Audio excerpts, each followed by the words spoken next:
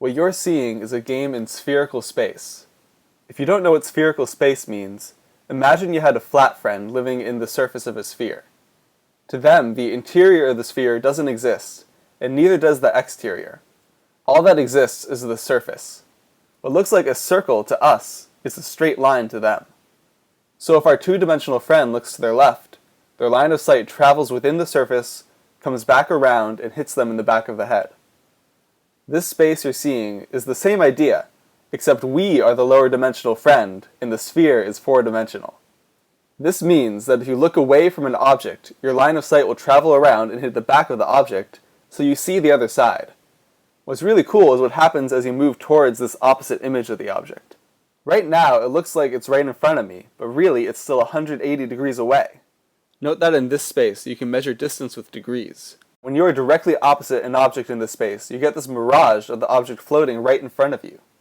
When I first noticed this behavior in my game, I thought I had made a mistake in my code.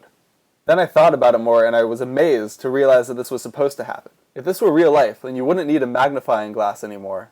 You could just go to the opposite point in space and hold your head still. Next, as you move into the empty space occupied by this mirage, which is really the space opposite the actual object, it appears to wrap around you. Before you enter this opposite space, you can see the object in two separate pieces, one in front of you and one behind you.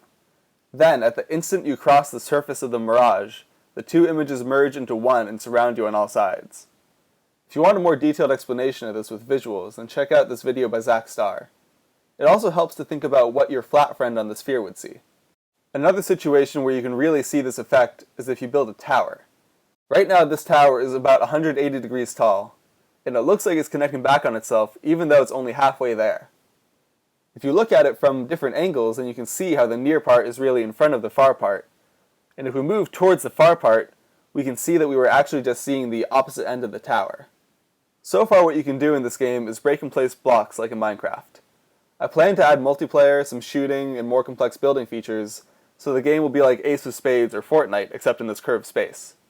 I think shooting and building, in order to outwit other players, will force people to develop an intuitive understanding of the space.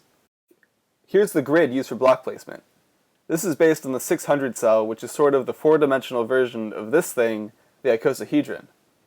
If you wanted to show the icosahedron to your flat friend, you could project it onto the sphere, like this. This is the same idea, except, of course, we are the flat friend, and the sphere is four-dimensional. I've also been playing with this grid made by subdividing the 600 cell. It's really easy to add new grids, so there's lots of options to explore.